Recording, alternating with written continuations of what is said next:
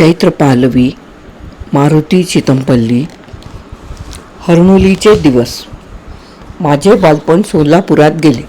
त्या काळी पूर्वेकडे सोलापूर शहराची हद्द संपली की हरणीकट्टा नावाचे माळरान लागे. माळरानालगत माळकरीण आत्याचे शेत होते.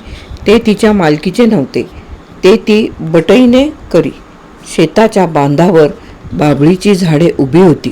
श्रावणात त्या बाभळीवर सुगरण पक्षी घरटी बांधत. सुगरण पक्षी आणि त्या सुबक घरट्याचे दर्शन घडविले ते माळकरीण आत्याने. पावसाळा संपल्यावर आई अधूनमधून आत्याला भेटायला जायची. आईला रानवाटांची ओढ होती. अशा या भेटीत मी आईला सोबत करी. त्या अफाट माळरानातील पाऊलवाटेने जात असता तिने पहिल्यांदा हरणाचा कळप दाखविला. प्राणीसृष्टीत सुगरण पक्षाचे घरटे सुंदर तर हरणीचे रूप देखणे असते. आईचे माहेर मराठवाड्यातील उस्मानाबाद जिल्ह्यातले.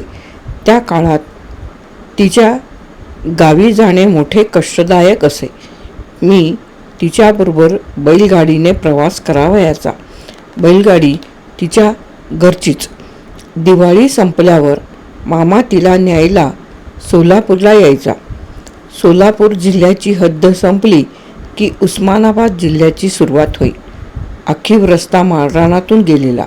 रस्त्याच्या दोन्ही बाजूला विस्तीर्ण माळ क्षितिजापर्यंत पसरलेला. मधूनच बोडके डोंगर दिसायचे. आई त्याकडे पाहत म्हणायची, या डोंगराला माया नाही बघ. मामाच्या गाडीला हण्णम बैलाची जोडी होती. अणकुचीदार उंच शिंगे असलेले बैल भिंगरीसारखे पळायचे. उंच वशिंड व बलवान असलेली ढवळ्या रंगाची ही जोडी बघायलाही भारी होती. ही ढवळ्या रंगाची ही जोडी वाघालाही भारी होती. मामाचे या जोडीवर खूप प्रेम होते. त्यांच्या गळ्यात घुंगराचा पट्टा होता. शिंगांच्या टोकाला बारीक घुंगरांचा झुंबडा होता. गाडीच्या चाकांनाही घुंगरू बांधलेले. आईला रानमाटांची आवड होती, तर मामा या वाटेवरील मुसाफिर होता. एका तालात घुंगरांचा नाद ऐकू येऊ लागला की दूरवर चालणारे हरणाचे कळप आमच्या दिशेने धावत येताना दिसत. काही अंतरावर थांबून आमच्याकडे मोठ्या डोळ्यांनी पाहू लागत. तो कळप घुंगरांच्या नादाला लुब्ध झालेला असे. मामा सांगू लागला, बरं का, आमच्या गावच्या हरणमाऱ्या याच पद्धतीनं हरणाची शिकार करावयाचा.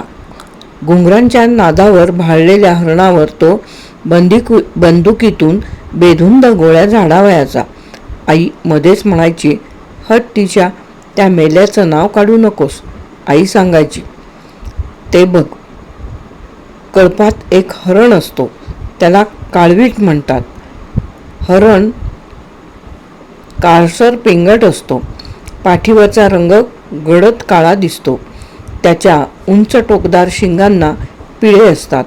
हरणी मात्र उजळ पिंगट रंगाच्या असतात. बघ, पोटाकडचा रंग फिका दिसतो. तिला मात्र शिंग नसतात. त्यांच्या कळपात एक काळवीट अन 20-25 हरणी असतात. बरं का पोरा, मामा सांगू लागे, या कळपाचं पुढारी पण म्हाताऱ्या हरणीकडे असते.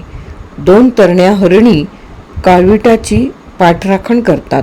धोक्याची सूचना देतात. प्रसंगी आपला जीव देऊन त्याची राखण करतात. मामाने गाडी थांबवली तसा घुंगरांचा आवाज थांबला. बैल अस्वस्थ झाले. त्या म्हाताऱ्या हरिणीने आम्हाला पाहिले. तिच्या इशाऱ्याबरोबर उंच उड्या घेत सारा कळप पळू लागला. काळविटाच्या उड्या 2 पुरुष उंच असायच्या. त्यांचे पाय जमिनीला टेकायचे नाहीत. जणू हवेतच उडत होती. मी त्यांच्याकडे कुतूहलाने पाहत आईला विचारले, हरणं इतक्या उंच उड्या कशा घेतात? ती म्हणाली, त्यांचं अंग अंग गलोलीच्या रबरासारखं असतं. त्यांचे खूर बकऱ्या मेंढ्यांच्या खुरासारखे कठीण नसतात, तर लबूचिक असतात. मी त्या उंच उड्या मारीत पळणाऱ्या हरणांच्या कळपाकडे पाहत होतो. आई पुढे सांगत होती, आता बघ, तो कळप वळेल. अन खरंच साऱ्या कळपाने पळण्याची आपली दिशा बदलली. मी तिला विचारलं, ते तुला कसं कळलं? ते बघ, ती म्हातारी हरणी पुढं पळते. तिच्या कानाकडे पहा. ज्या दिशेला वळायचं त्या दिशेला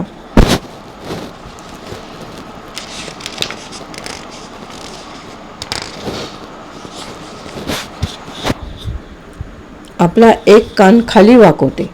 खरंच तिने आपला डावा कान खाली टाकताच सारा कळप तिच्या मागोमाग धावत सुटला.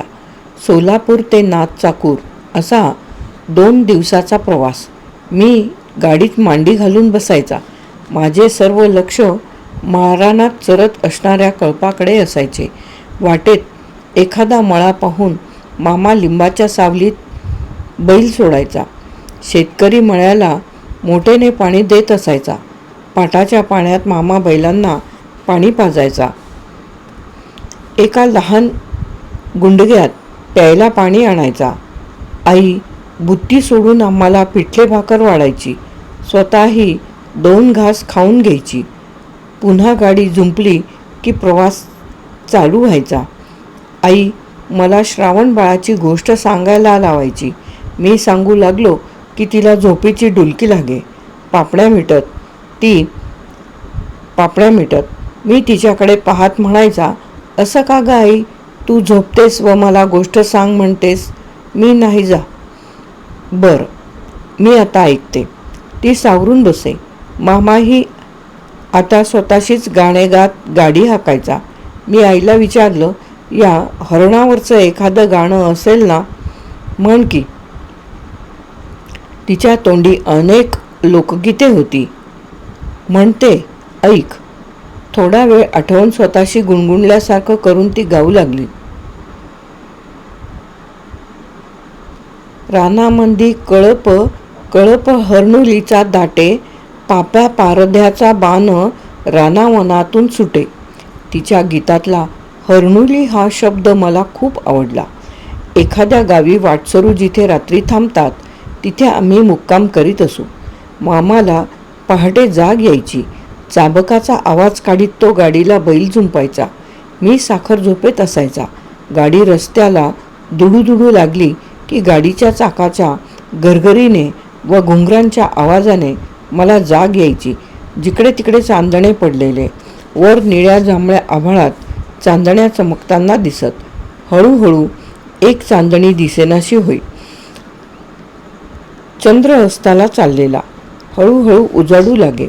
रानातल्या माळ चिमण्या जागा होऊन आभाळात उडू लागायच्या. खालीवर सूर मारीत मंजूळ आवाजात गाऊ लागायच्या.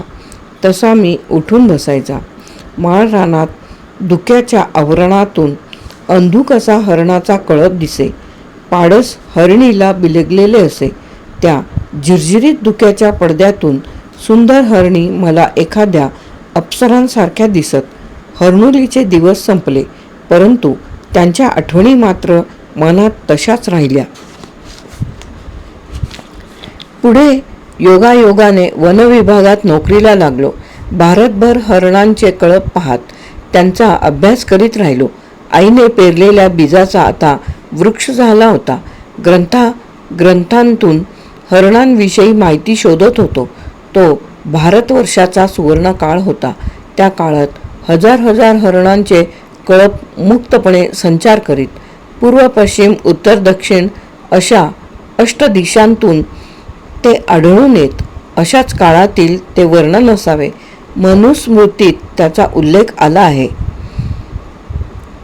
जेथे काळवीट निसर्गतः संचार करीत आहेत तो यज्ञीय देश समजावा.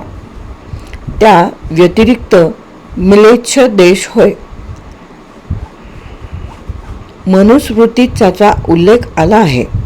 जेथे काळवीट निसर्गतः संचार करीत आहेत तो यज्ञीय देश समजावा, त्या व्यतिरिक्त म्लेच्छ देश होय. शिकारी लोकांनी हरणांविषयी लिहिलेले ग्रंथ वाचले. जे हत्या करतात त्यांना मृगांचे सौंदर्य काय कळणार.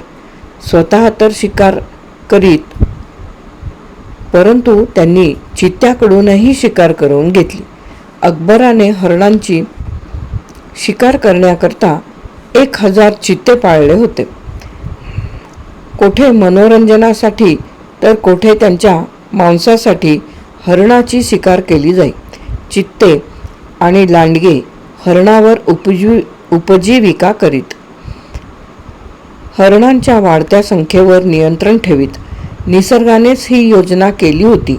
कौटिल्याने अर्थशास्त्रात म्हटले आहे की मृगया, मदिरा आणि मदिराक्षी यांच्याविषयी राजाने अतिरेक करू नये. साम्राज्ये बदलत गेली. नंतर ब्रिटिशांचे राज्य आले. ब्रिटिश शिकाऱ्यांनी वन्य प्राण्यांची अनिर्बंध हत्या केली.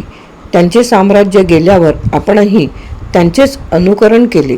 पहिल्यांदा हरिणांचा निवास असलेल्या माळरानांचा विध्वंस केला. शेतीसाठी त्यावर अतिक्रमण केले.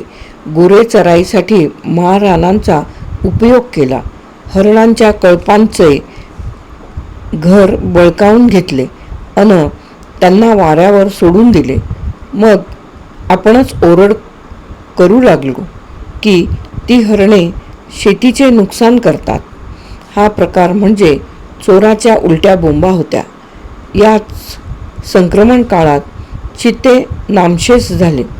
संरक्षणाच्या नावाखाली त्यांची हत्या केली. नंतर लांडगे नाहीसे झाले. बिचारे ते माळरान सोडून धनगरांच्या मेंढरांच्या कळपात राहू लागले. धनगरांनी लांडगा आला रे आला असे ओरडून त्यांची लांडगेतोड चालू केली. अशाच काळात लांडग्याविषयी एक वाक्प्रचार ऐकू येऊ लागला. A wolf in sheep's clothing.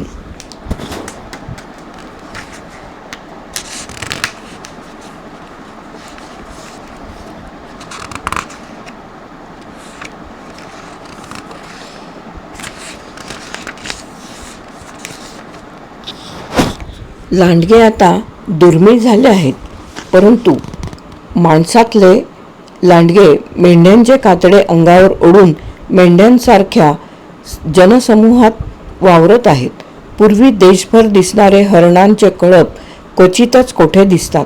आता ती पाहायला मिळतात ती अभयारण्यातून अथवा राष्ट्रीय उद्यानातून.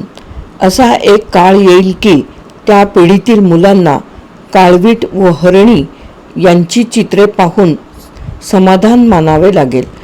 एकूणच आपले वाचन कमी झाले आहे. डेव्हिड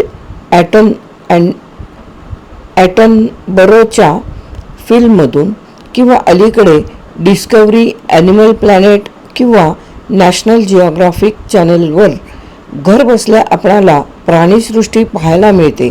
माहिती खूप मिळत आहे. त्यावर आपली पोपटपंची चालू आहे. वन्यजीवांविषयीच्या आपल्या संवेदना हरवून जात आहेत. परंतु ज्ञान अनुभवाने मिळते. त्यासाठी रानावनात जाऊन हरणे पाहावी लागतात याचा मात्र आपणाला विसर पडत आहे. आफ्रिकेतील जंगलात चिंपांझी या प्राण्याविषयी ज्ञान प्राप्त करून घेण्याकरिता जेन गुडाल या विदुषीला त्यांच्या कळपाबरोबर 30 दिवस राहावे लागले. असे ज्ञान मिळविण्याला शॉर्टकट नाही. पवनीचे निसर्गप्रेमी माधवराव पाटील शास्त्रीय संगीताचे उत्तम जाणकार आहेत. गातातही छान. परवा त्यांची पवनीला भेट झाली तेव्हा संत कबीराचा दोहा गात होते. सुमिरन सो मन लाइये जैसे नाद कुरंग, कहे कबीर बिसरे नहीं प्राण तेजे ते ही संग. कबीर म्हणतो की कबीर म्हणतो की परमात्म्याचे स्मरण करताना मनाची अवस्था हरणाच्या मनासारखी झाली पाहिजे, जो गाण्याचे सूर ऐकताच त्यावर लुब्ध होऊन देहभान हरपून आपला प्राणत्यागही करतो. दोहा ऐकून माझ्या आईची व मामाची आठवण झाली. आता आई नाही, मामा जरा जर्जर झाला आहे. लेख समाप्त.